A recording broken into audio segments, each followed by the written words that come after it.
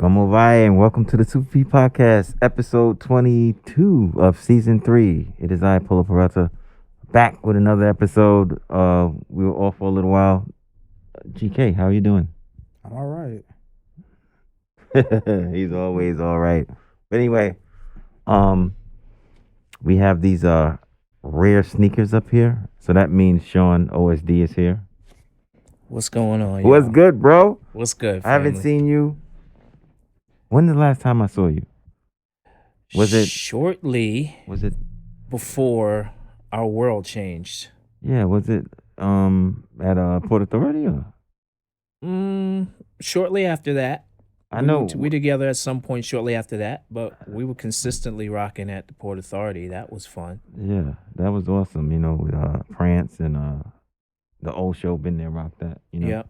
We had an episode and I think it was so funny. I remember that episode. I didn't stay for the whole episode because I had to go to the Fashion Week show. Yep, that's right. That's and right. I fucking left. I was like, but yeah. So yeah, I wanted you on the show because sneakers is a big thing in this culture, and once COVID started, it was hard to obtain any type of sneaker. So I know you talk about sneakers in colleges and seminars and All everywhere you talk about sneakers. So yeah, what do you think about this whole everything is like either bot or a raffle or you have to just get lucky or get it behind the door. You know what I'm saying? What's your take on that? Because I know you have something interesting to say about this. Well, I think we've decided collectively that we're only going to engage in sneakers from one perspective, which is not originally ours. We all went out and hunted for our shoes in a different way. We knew we could go to certain neighborhoods to buy certain outfits and certain shoes and things like that.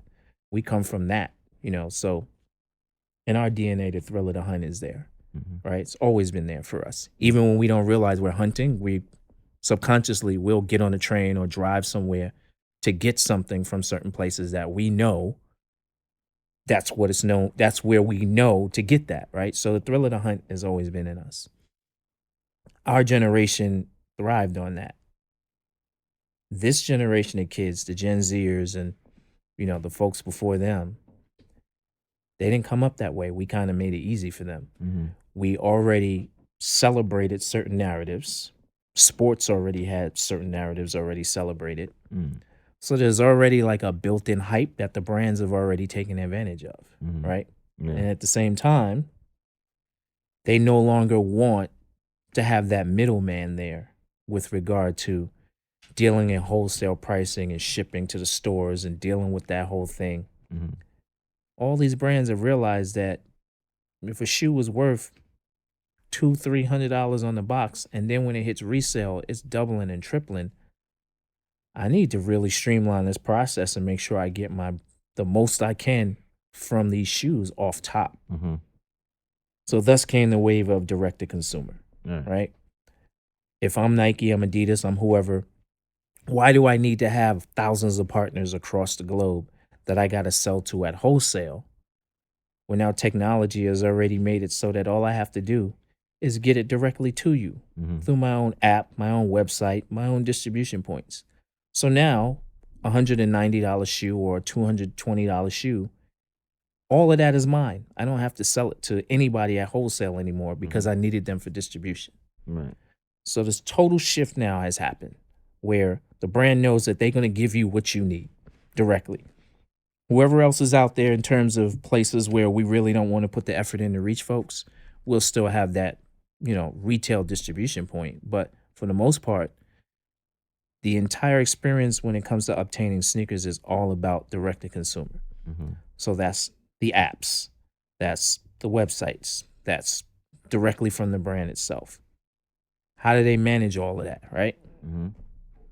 They don't do it well, but they're doing the best that they can in terms of creating these apps. It's like they're picking and choosing their consumer though. It's like like with the sneakers app, they have to pick you for you to buy their product. Well, it's interesting that you put it that way because this is something that I've been saying for a minute. Yeah. goes back to, again, what I just finished telling you in the beginning, right? Yeah. About us with the thrill of the hunt, right? The narrative has changed now where because of these apps and these raffle systems and all of this crazy stuff that goes on online, you have people actually celebrating the fact that they got to spend their own money. So you'll see on the sneakers app, like somebody goes, got them. And now they post that on their IG, Facebook, I got them. Like, you're celebrating the fact that you got to spend your own money. And that's just so ridiculous to me. And then on the flip side of that, you have the people who, another L, once again. So you have all these people on both sides of it that are complaining. I didn't get the privilege to spend my own money. And hey, I got the privilege to spend my own money. Hey, I got them. And then the brand is in the middle going, we win. Whether they get the shoes or they don't.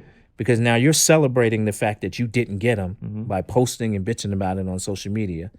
And then the person who you did give the shoes to, you gave them this little piece of artwork that says got them. Or, you know, in the case of Adidas, Adidas does it their way, selected. You've been chosen. Yeah, like, to confirm that. At what point do people not realize that you're being told and given permission to spend your own money? That's where we are right now. That's exactly what this whole thing is all about, right? But then you have a whole bunch of people who are a new subset, not really new, but they're a different subset. They want the shoes, but they ain't gonna go through all of that. They're not playing those games. So where they going? They going to resell. The resale market has grown by billions because of people who don't want to play that game, but still want the shoes. Yeah, but then they're paying double and triple the price. And they don't mind. Yeah, they don't mind. They totally don't mind. Like, they whatever. just want the shoes. Right. They're like, whatever. At this point, I don't have to go through Sneakers app. I don't have to go through, you know. That's why StockX, GOATs, everybody, the eBays, everybody has grown exponentially, especially during the pandemic, because people just want the shoes. Yeah, and they couldn't go into the store and actually get the shoe during the pandemic. They wasn't going to be able to do that anyway. Yeah. Because of what we just said about how the brands are approaching getting stuff to the consumers. Right. So everything has been steered towards the end game, which is you're going to have to, if you don't want to play the whole feeling privileged to spend your own money game through the apps, you're going to have to go to the GOAT, StockX, everybody else, and you're going to pay what they're asking for. And people are doing it. It's worked. I'm trying to kind of figure out, like, where this all started in my mind. Like, the whole, like, exclusivity of it on this level.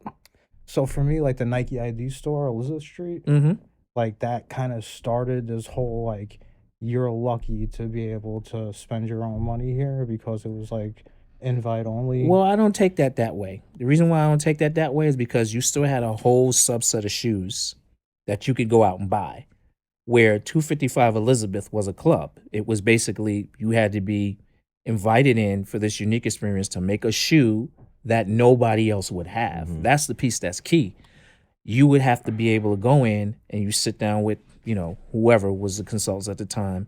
And you had to be, remember, you had to be really like on their list of people who were super cool to do an Air Force. Yeah. My first 255 Elizabeth experience, I didn't get to do an Air Force. Oh, I still got I got to do a dunk low, which back now people would probably cut off an arm and share a kidney to do an ID dunk low at 255 Elizabeth. But I was given that as like a consolation prize. I was like, well, we're going to let you do these because we can't let you do no Air Force right now. And I was mad. I was like, yo, what do you mean? Like, I've been waiting for like 3 weeks to get here to do my own custom Air Force. You telling me you're going to give me a dunk? Okay, fine. I mean, it ended up making a crazy story out of it. But, and the shoes came out good, which I still have them.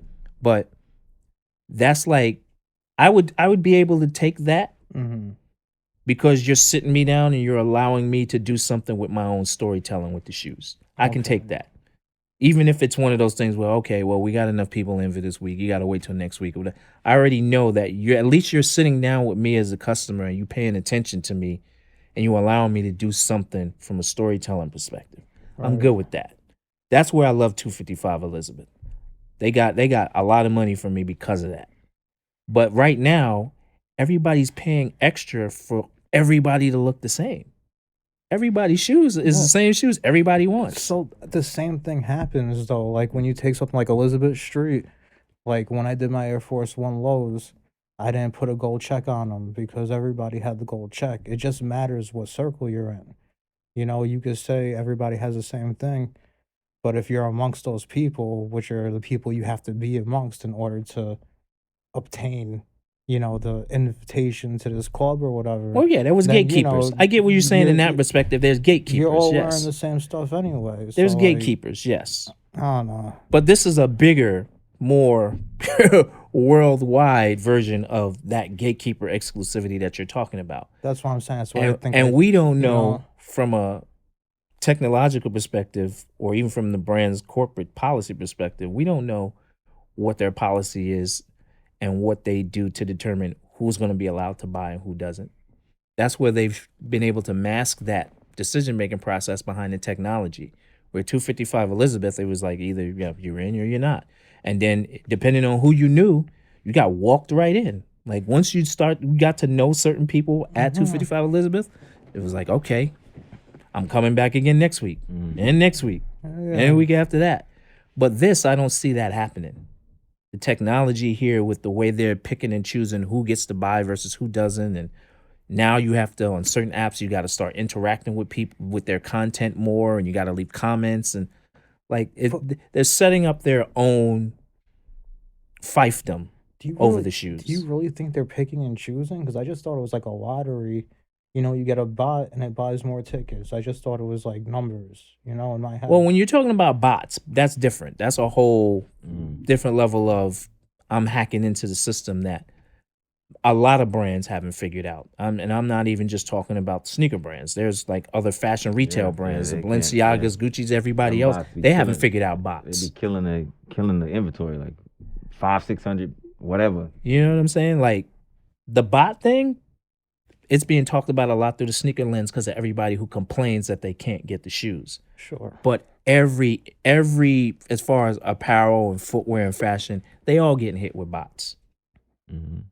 It's just not being talked about because if I can afford Gucci, Louis, everything else, the last thing I'm going to do is complain that I can't get it online.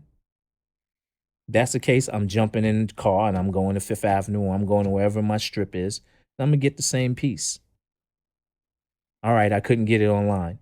I'm still going to go spend that $2,000. Where you got people who want to spend $190, $200 on a pair of shoes and can't get them. And they're like, oh my God, I couldn't spend my $200. And they've been psychologically trained to now be traumatized by the fact that they can't spend their own money. It's ridiculous. Yeah. I think that this strip, so you don't have the choice. I heard that Nike's going straight and cutting out all the mom and pop stores by 2022. Have you heard this? They started that initiative back in 2017. Okay. 2017. And they've slowly been doing it since then. So you're not even going to have the option to go back to like your neighborhood or wherever you know and get this, you know, to pick. You will have very few. One. Yeah. It's either you get it or you don't. You will have very few options. They will still have retail partners. They're sticking to about 40 globally. And that 40 is like, that could be a company that has a bunch of stores around the world or around the country. But those thousands of people who were getting Nike shoes over the years, all that shit is starting to be cut out a lot, like quickly. It's been happening since 2017. And there's actually retailers who are suing because of the way they did it. Like they just got letters in the mail, like, we're no longer stocking you with Nike footwear. And their inventory was already like 75, 80% Nike in their store. Right. So like the Foot Lockers and the Foot Action. They're fine. Yeah, they're fine. Nike could, if they wanted to, cut them off too, though. They're that big. Yeah. Where they could flip Foot Locker a bird and be like. And just sell direct. Right. Like you were saying. Just like fuck the middleman. It's our stuff. Right. The only reason why they do stuff like that and would keep a big partner like that is because you want to set up the kind of strategic partnerships where other people sort of do the work to sell your product. Foot Locker does the work. You know, all those big box stores, they do that work. They're celebrating getting the product. So they're doing their displays, they're doing events at their store. They're doing a lot of the heavy marketing lifting when you get those kind of partners. But if it was all about just, hey, new shoe is out, come get it, they wouldn't need anybody. But you still got to put some effort into selling the shoes. So you need those partners. But you don't need, you know, John's over on Utica Avenue, who's been around for 30 years. Because if John's over on Utica Avenue for 30 years decides to shut down, these people still gonna get the shoes. John wasn't a really big exclusive distribution point for me. He was just one of many. So that's what they're starting to do. They're cutting off people because they're one of many. They're not an important artery for them to get the shoes out. Yeah, and I just think and I think it is a problem because even like regular release Jordans are like selling out and you can't get them. And yeah, the resellers buy them. Yeah, they just buy everything now. Now it's like, it's just I said this a long time ago in an Instagram post. Right. Reselling is the new retail. It's just taking everybody too long to realize it. Right. You know, a long time ago, I was out in front of Flight Club and I was dropping off some things to sell. Not a lot, maybe like 4 pairs, right? And there's a guy, because it's check day, so everybody's out there waiting for a check. There's a guy, he rolls up, he's got like a pallet, right? And I'm like, start talking to him. He was the #1 reseller at that point in time. So I looked at his pallet, and all he had on that pallet was general release Jordans. You know, this is maybe like 5 years ago. All GR Jordans. He was driving around from New York City down south. He was going everywhere that he can find somebody buying them out and just buying and buying and buying. He would even buy it at a slight uptick, you know, just to get it. He was showing up with a pallet of GRs, and he was killing because he was just doing, you know, I guess quantity over quality at that point. Yeah, I found it interesting that this #1 reseller was selling all GR stuff. Like, because if people know they gotta go to this particular distribution point to get them, they gonna pay more. Very true. Very true. The narrative has been changed. Even the brands know that reselling is the barometer for what's hot and needs to be made for upcoming seasons. No more is that retail. They're getting rid of retail.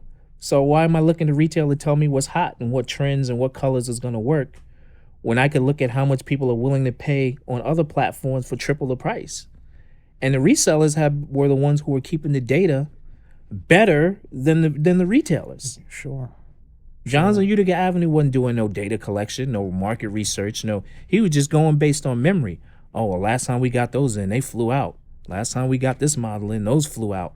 There was no real intelligent data behind it, where resellers were starting to keep intelligent data, starting with Flight Club.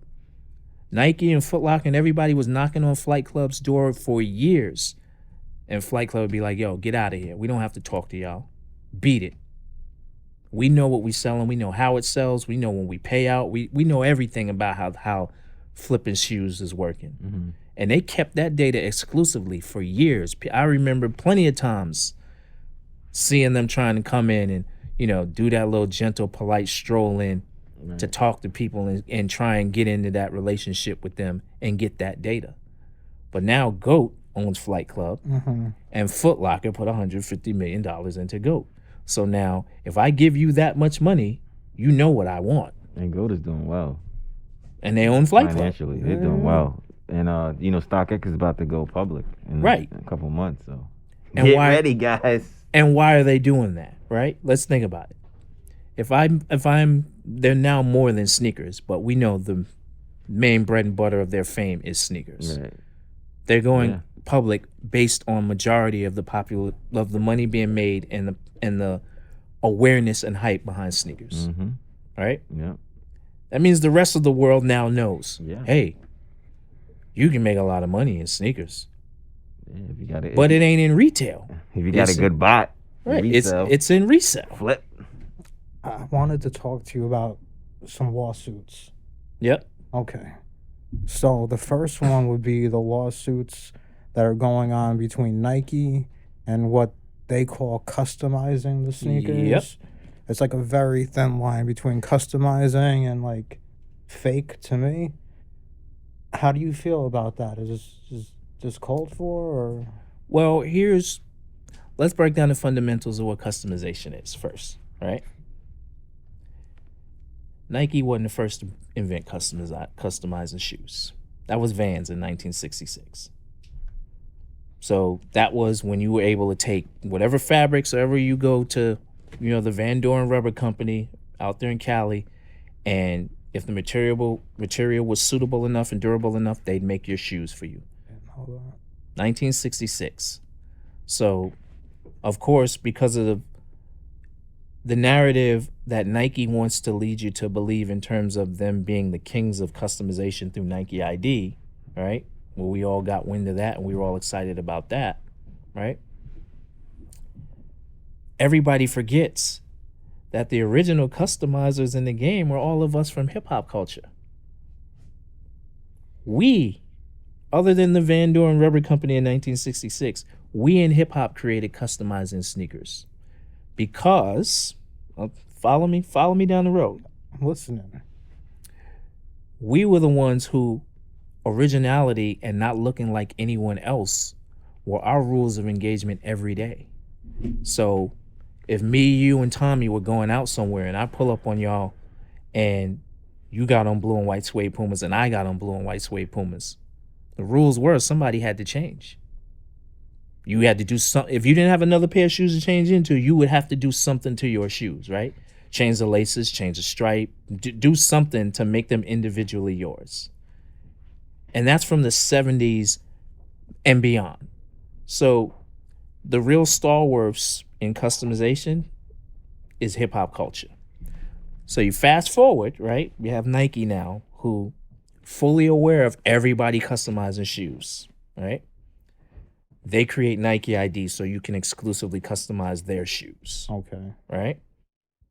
But now you also know, just like everybody else who came up with us, the main shoes that were being customized all the time were what? Early 2000s. What were they? Air Forces. Dunks and Forces. Right? So you have Nike ID competing with all these people who have been out here for years, customizing sneakers and making money just customizing Dunks and Forces, which is the real genesis of what I call the second wave of like the customization renaissance, if you will, right? While they're doing that, they're making money off of a protected trademark and service mark, that being the swoosh. You've never seen anybody take a swoosh off or do any of that stuff until later on, where you start seeing folks.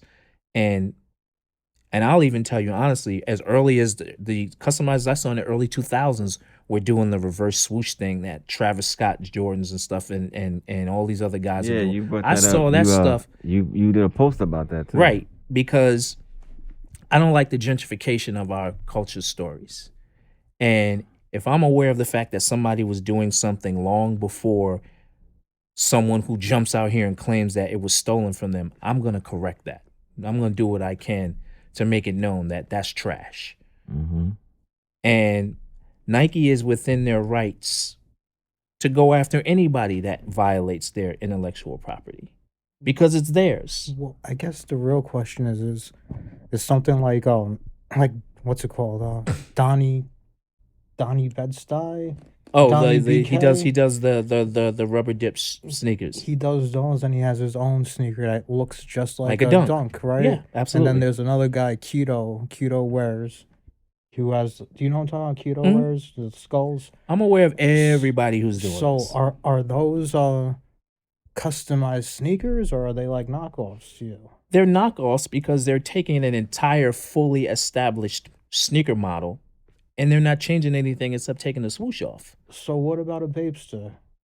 The reason why Bape was not attacked is because Nike knew they didn't have their intellectual property house in order. It was obvious it was a rip.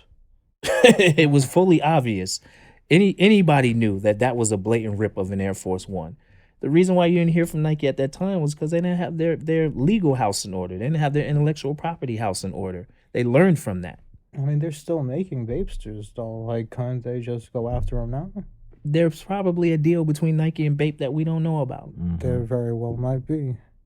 Because that's been a well-established thing with them. But, you know, everybody else who's making these knockoff Jordan 1s and Air Force 1s and claiming that they're making them with better materials, you're still making your own version of an already established shoe by Bruce Kilgore with Nike's trademark and service mark on it.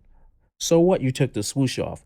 Everybody knows what that shoe is because it's been around since 1982. Well, there's supposed to be like a specific percentage that you can change something.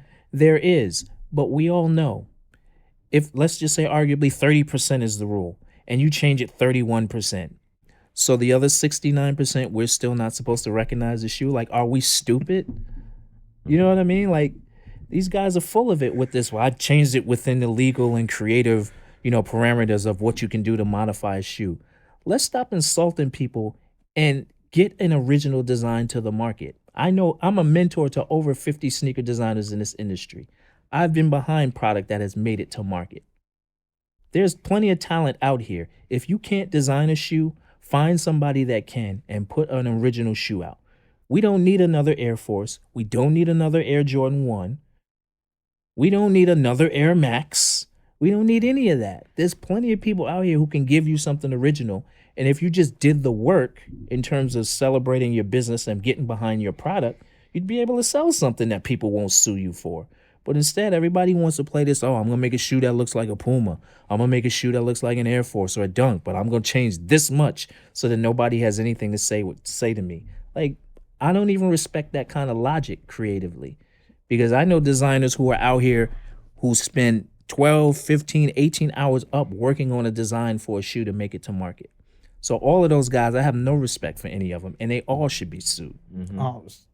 See, I guess we might have to agree to disagree on this. I like all that stuff, but that's me. But that's a preference. Yeah. But when you talk about the brass tacks of what they're doing, you like a shoe that intellectually, property-wise, has been stolen. Oh, from that standpoint, like, is it like intellectual property stuff? Sure, but that's why I like it. Yeah. Because even on a fashion sense, now that we're talking about stealing, I know April was going through that with yeah, absolutely. April with now filing a suit against Virgil with Off-White. Yeah. Or should I say LVMH with Off-White now? Yeah. And Saks.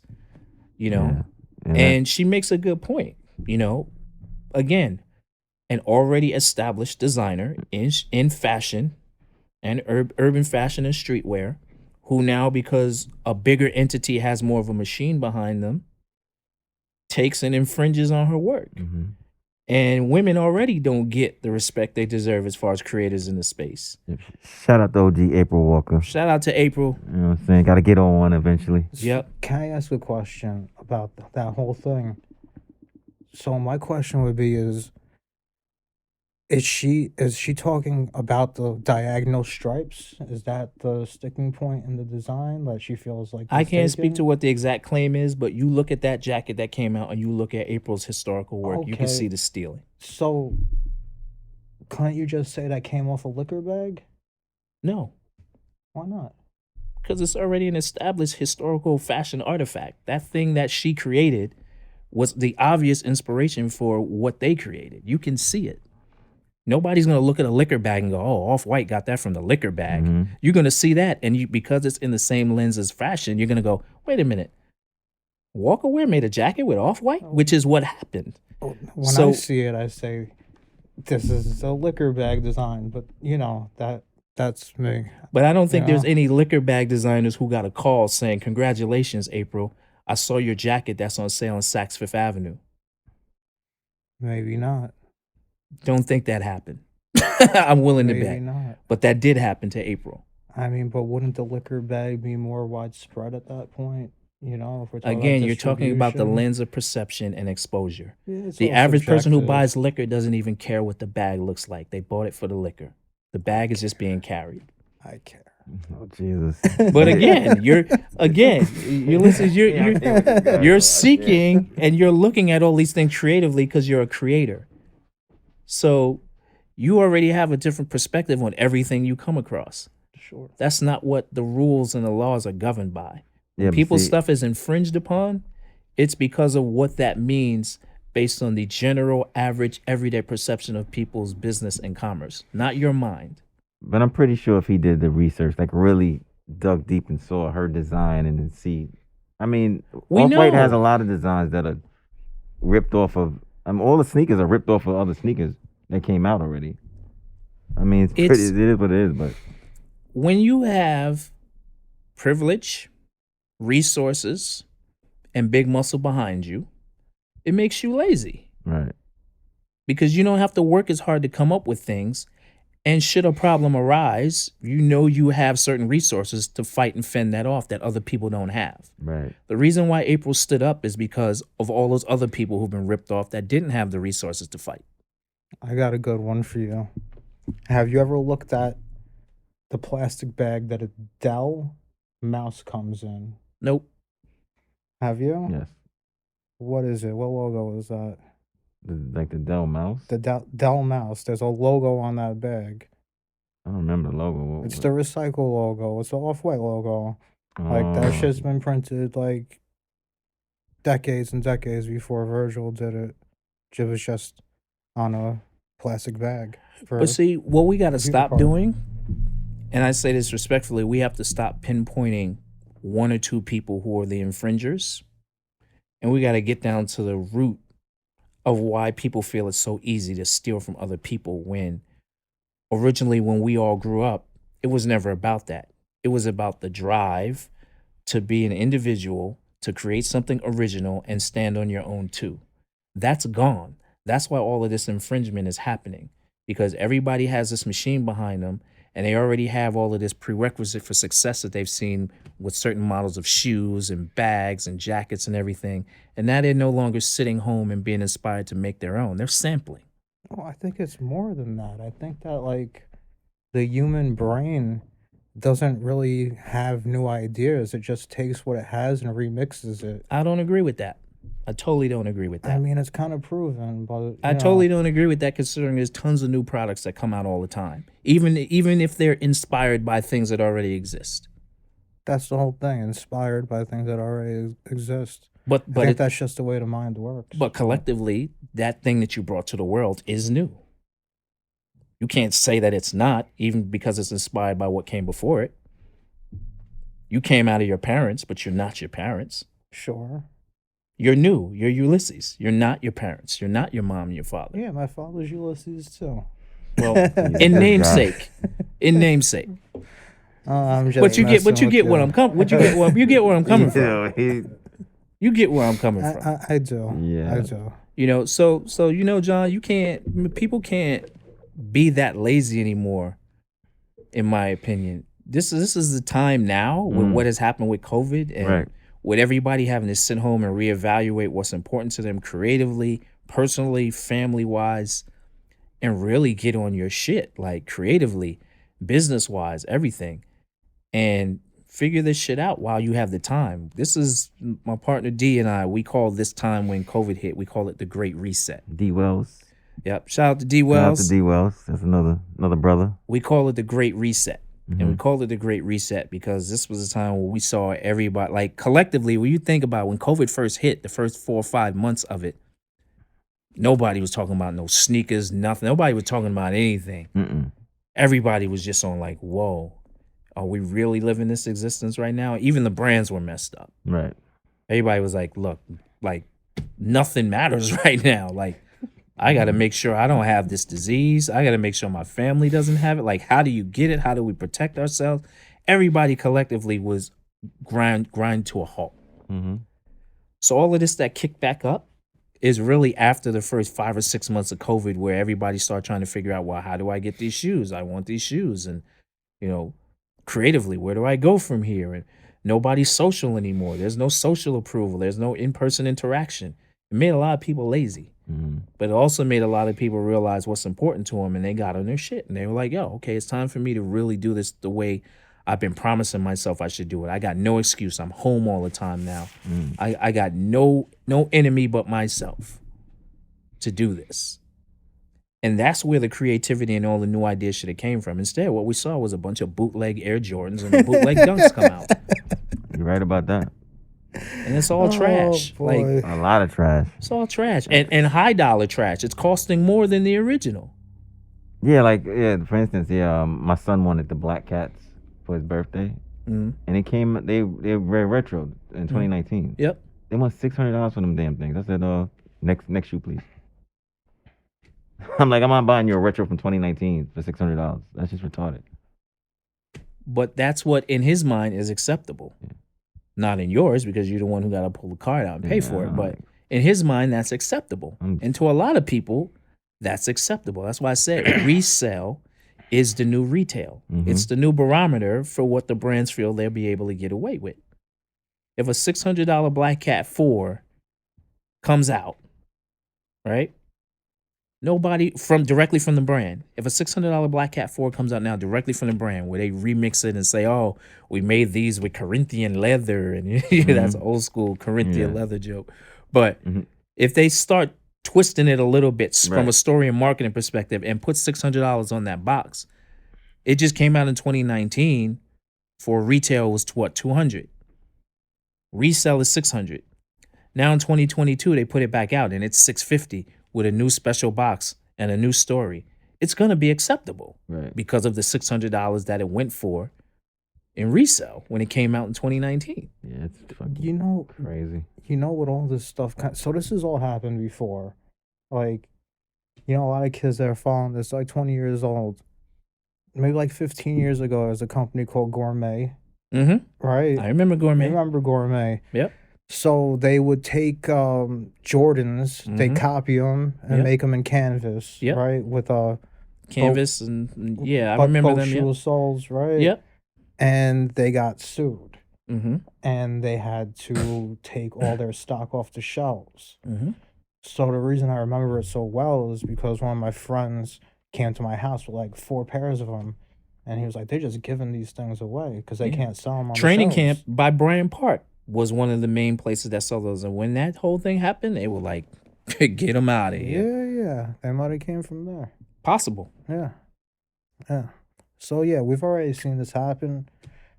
And I would pretty much foretell the same thing happening again. Absolutely. I totally agree with you. History repeats itself when people act like it didn't happen. Right. And people are acting all the time like, oh, this hasn't happened before. I'm going to make my own Jordan. I'm going to make my own dunk. Come on. So what are we doing?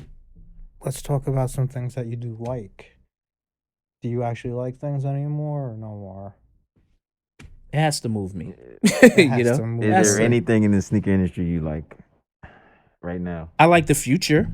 I like the fact that my ability to teach and mentor a whole bunch of future professionals coming in on design and marketing and all of that stuff. I like that. Well, let's talk about that. How are you doing it? I like the fact that there are people out here who want to be different, who want to come into the industry and really do something different, like the full, real 100% definition of different, not the 20% definition of different. They want to do the 100% definition of different. They want to market shoes different. They want to make shoes different.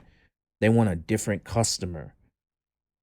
Those are the kind of people that, through our social studies program that we're pushing into the future. We want those folks to challenge everything that they're forced to exist with right now. Sorry to cut you off, but have you started doing that again? I mean, 'cause I know COVID kind of, shut everything down. I've actually we had a good couple of sessions. We had some good stuff with San Jose State University.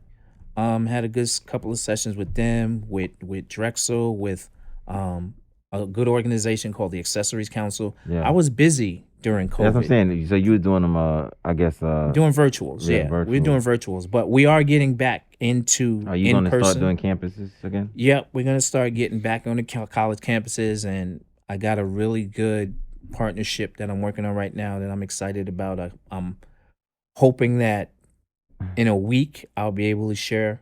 Man, cause that's what I was gonna ask you. Like what you got new on the horizon? Cause you always got something. You're always doing something new. Especially with the culture, sneaker culture. I'm plotting another exhibition. Okay. That I can give you this much. It's called Wear Every Pair. And every sneaker in the exhibition is shoes that have been beat down, crumbled, damaged by water, destroyed, all that kind of stuff. Like all of the shoes in the exhibition are damaged and destroyed in some way. And the exhibition is going to be called Wear Every Pair. So is this going to be in New York?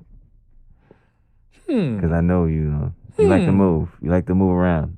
You don't have to answer it. Possible. I'll give you this, John. I prefer it to be in New York. Right. But there's a few partners who are open to the idea. Right. In ways not just physically, but technologically. where this one could reach the world faster. Because the last thing you did, it was in Coney Island, right? Or what was that thing you were a part of? I did a sneaker event in Coney Island where we were just introducing, an authentication product that event was a disaster. Yeah, you didn't really work out the way it was supposed to. But, even that aspect of the industry now with authentication, I literally just this morning had to uncover and make some folks aware of a pair of fake Travis Scott Jordan 1s that they bought for $300. And it was for their kid. And their kid was, ready to go out into the street and wear these. And I was like, well, number one, that's the hottest sneaker in the game right now. And number two, it's fake. So your son was ready to go out and walk into the world with this robbery magnet on his feet that aren't even real. Right. These kids are still dying for sneakers. Yeah, because the last Travis Scott's one, they're like $1,500 right now. Yeah, I checked last night. They're starting minimum. This particular Travis Scott low, the new one that just came out a couple weeks ago, is $1,200 just to start. Sheesh. Just basic engagement, $1,200. So I said, look, these are the things you got to look for in these kind of things. Send me the pics. Let me see this, that, and the third. What was it that gave him away? I'm not giving that away here. Exactly. But he can't get away to trade secrets. They were not real. Right. But the person that they got them from, gave them this cockamamie story about why these Travis Scott 1s got into his hands, and he was doing the right thing by, selling them to them at this price. Which the shoes came out a couple of weeks ago, and like I said, we already seen the basic. You want to play this Travis Scott 1 game, you need to have $1,200. Yeah. I feel like a fool for not paying $900. Like when I had the chance. Again, that's a price that he's willing to pay.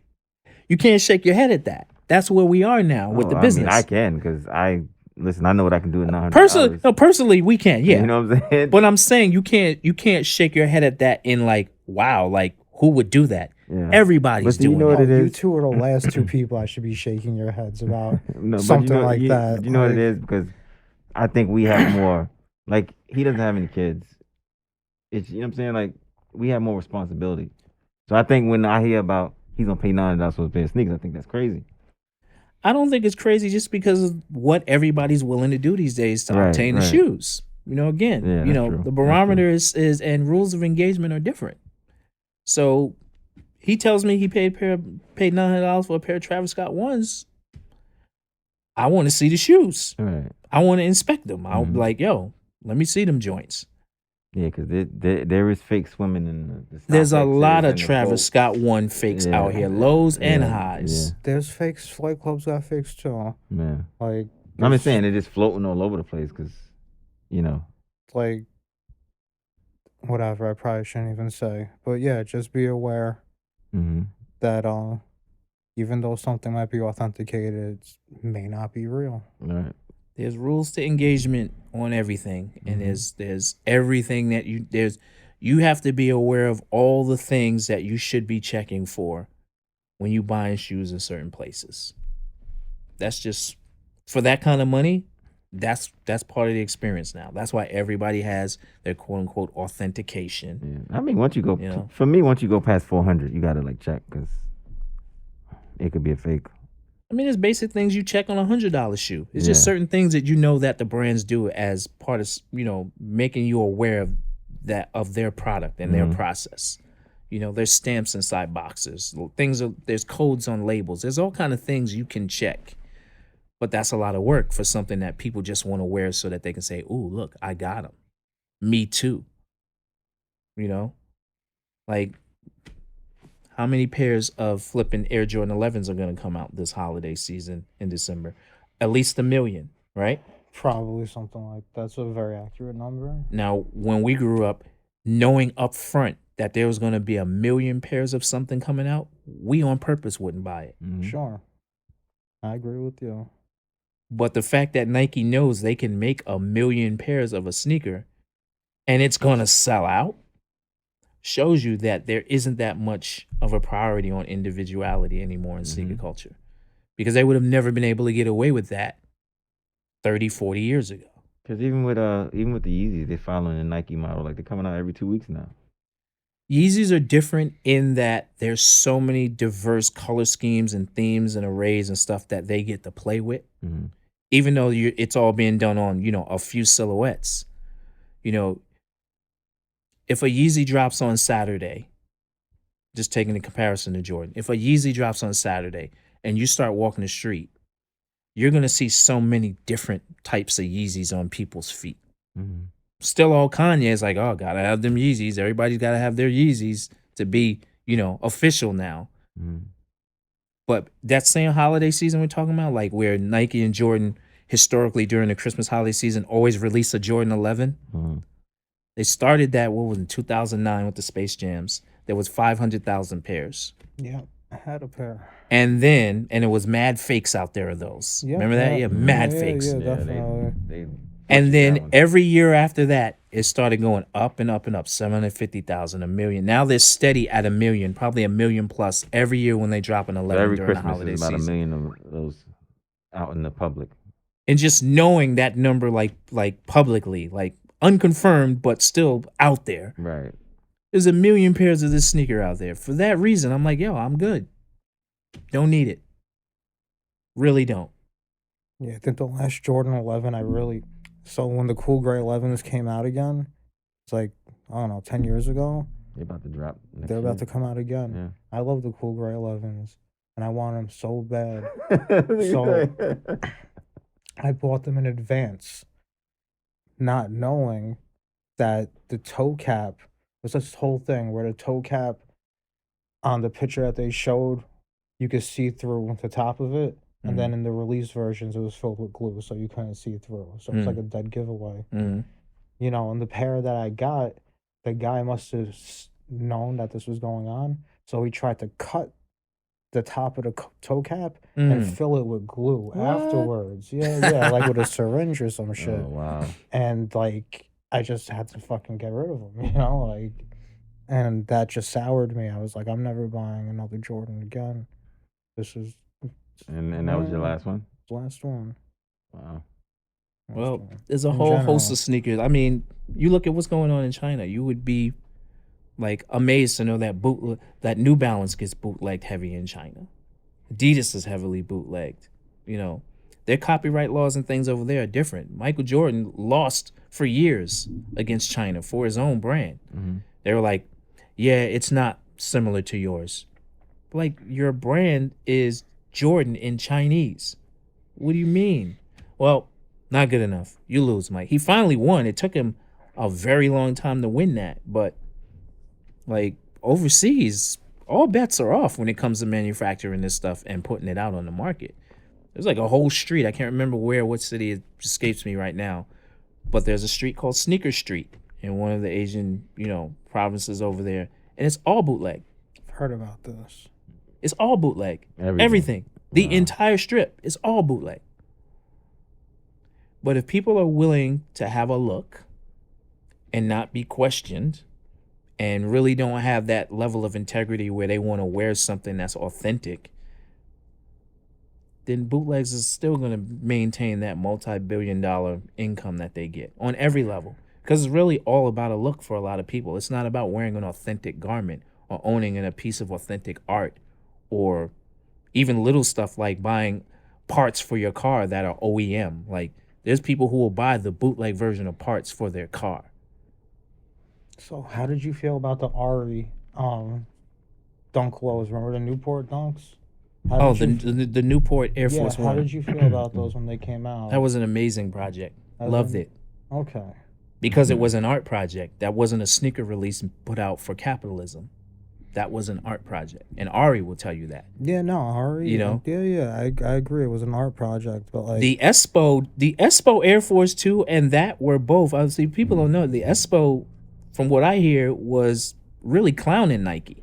That shoe was clowning Nike, and Nike didn't get the joke. Put those shoes out, and they came out amazing, and they were like, "Yo, these are crazy."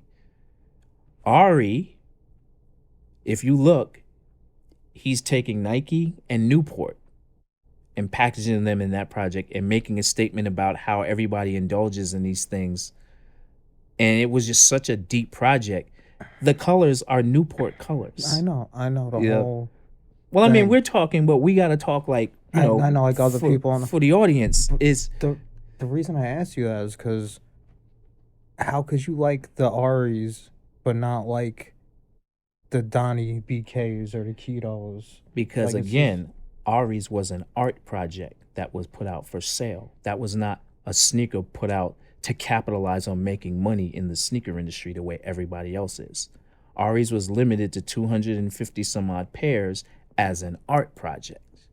That was a piece of art he released. It just happened to be sneakers because Ari loves sneakers. Right.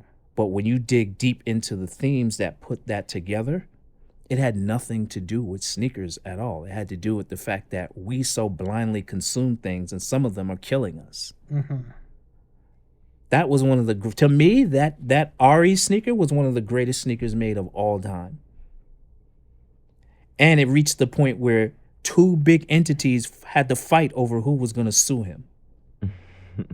You had Newport on one side, Nike on the other, fighting over who was going to come after him for an art project. Greatest sneaker of all time to me. Shout out to Ari. It's the homie. Yeah, shout out to Ari. Long time no see. So you can't even put that in a comparison with an Air Kai, with anybody. What Ari did was such on a higher level than anything that these rip-off artists are doing. We shouldn't even be having this conversation with that shoe in the same space. Ari killed that. Like, that's legendary. I wish I could find a pair now. And it's super limited now. They're off the market. And anytime they're found, they have to be submitted and destroyed. Wow. But there are people who know that, so they're holding them. They're like, yo, I'm never getting rid of these. Someone I got a pair still. Mm-hmm. Yeah. If Ari finds them, if Ari has them, they find out Ari has them, Ari got to give his in. Jeez. Two big entities, two big multi-billion-dollar entities had to fight over who was coming after him for him insulting them in that way. Mm-hmm. Greatest sneaker of all time for me. So let's segue. You brought some sneakers here. Yep. So you can talk a little bit about which ones you brought. So these are an unreleased sample of the Converse weapon made as a salute to Larry Johnson's career. So those are in the UNLV colors with his professional number 2 on there. And I thought it was something that... Well, it just says not for resale. So these are samples. This shoe was never released by Converse. And recently I heard that PJ Tucker, who's now in the Miami Heat, was a big Larry Johnson fan and came up on a pair of those. Oh, wow. Came up liking Larry Johnson. Right. But he don't have those. PJ Tucker. Head up, Sean. PJ don't have those. I guarantee PJ don't have those. He gets a lot of heat. Right. He don't have those. Yeah, those are crazy. It's beautiful. Mm-hmm. So Larry Johnson's one of my favorite players too, and Ulysses can attest to the fact that he back in the days gifted me a UNLV starter pullover jacket. That's how we met. Yeah. I love that silhouette. Okay, so talk about these. Now, when it comes to high-end collaborations, as of late with like Dior, Jordan, and everybody doing, work with, sneaker brands, this is my favorite, quote unquote, high fashion designer sneaker collaboration. This is nice. It's the MCM leather that they use on the bags. On the bags, right? Yeah. And the box sold it for me too. But this particular color, this is the color that was the exclusive to MCM, only sold at the MCM stores and then, gifted to celebrities and influencers. The other colors, there's a white and black, and then there's a color that's the same as the box that was sold through Puma and Puma distribution points. But this one was exclusive through MCM. Did these laces come like that? No, Yep. Right? Yeah. Yeah, laces came like That's that too. true. I just don't like the white bottom. I'm not a stickler with white bottom. I'm not a fan of white bottom shoes either. Yeah. Obviously, because of where we grew up and all the shit we've had to dodge over the years, but I had to do it with this one. Yeah, I had to do it with this one. That's a good shoe. That's a good shoe. That's my favorite high end brand / sneaker collaboration of the last 5 years. But I have to admit, the new Adidas Prada collaboration where they remade the Prada America's Cup shoe. Those are super fucking dope. I need those. Those are right alongside this for me. Oh wow. In that bridge between like the classic with the Prada shoe and the futuristic look of what Adidas is trying to do with their footwear. Like I can go for that. And what's the and these this is a lot of storytelling personally in this one, which John, I know you can relate to. These are my very, very limited Nightcrawler Air Max 1s. I'm a big fan of Nightcrawler from the X-Men. How many did you make? There were only, when these originally were put out in 2018, excluding my pair, 15. Wow. So people took orders for 15 pairs of these from me. Right. And then over the years, if there's certain people who have a birthday, and it's like a big one, like for Rich Medina's 50th birthday, I gave him a pair. My partner D Wells, for his birthday, I got him a pair. He's not 50 yet, but he's creeping up, just like the rest of us. But certain people got them for their birthday, But like to release for people to buy, only 15 pair out. Wow, those are dope. I think didn't Keo Keo has a pair. Yeah, yep. He posted them. He's the last one to get a pair. So I got this idea. Make a pair of sneakers. I want to make them. We'll call them the Day Crawlers. Right? They're going to look just like this sneaker. Check's going to be upside down. What do you think? It's trash. Your idea is trash.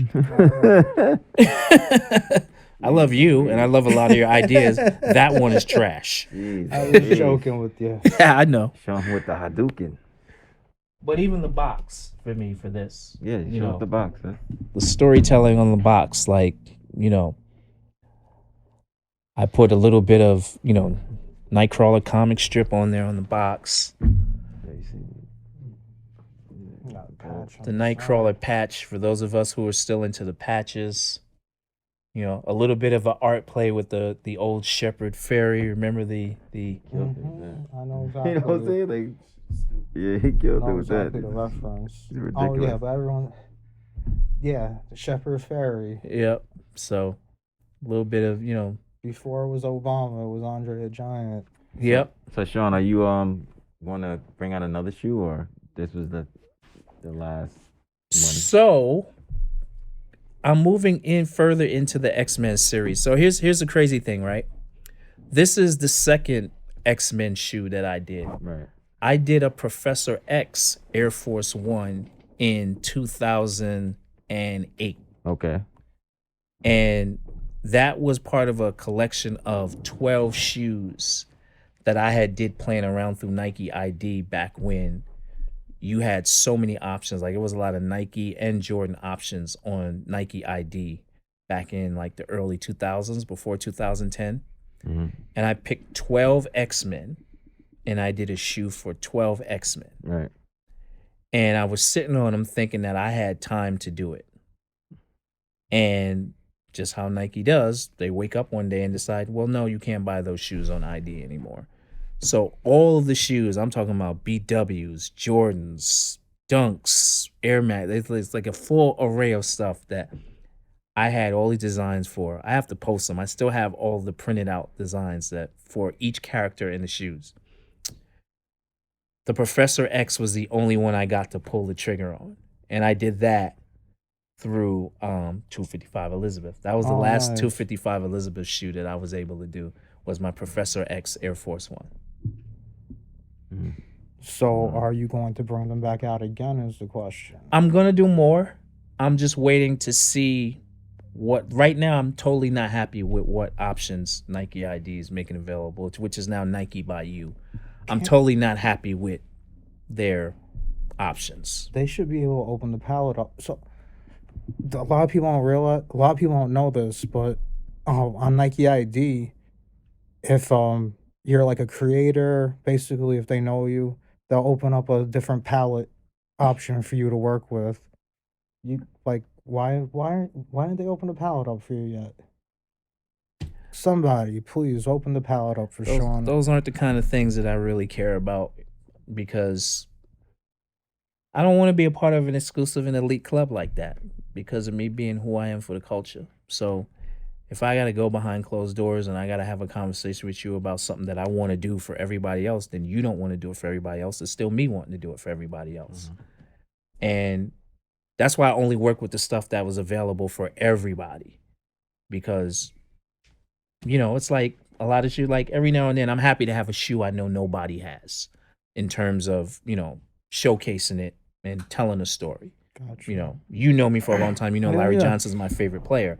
So for me to put something like that on display, it's like, oh, snap. Yo, remember the starter pullover for UNLV? And, stuff like that is where if it's a level of exclusivity that, is just really on a higher level, I'm cool with celebrating that. But if it's something where I want to tell a story about something like comic books or superheroes and stuff that we're all into, we've been into since kids, that needs to be accessible for everybody. So I'm only going to work with stuff where I know that like everybody feels included in being able to get it. Well, on that note, sir, we have to wrap up the show. Awesome time, man. Oh yeah, man. We could talk for hours on sneakers and stuff. You know what I'm saying? Like awesome time. Man. I remember last time we did Been There Rock that we was at least I think it was 2-hour show. Yeah. So we'll definitely have you back. Where can they find you? Best places to find me right now for the business inquiries, go on LinkedIn and hit me up. Sean Williams, you'll find me there. If it's anything for consulting and education, if it's social media where it's just, I'm posting something you like or something you want to weigh in on Instagram, it's OSD_paper chaser, PAPERCHASR.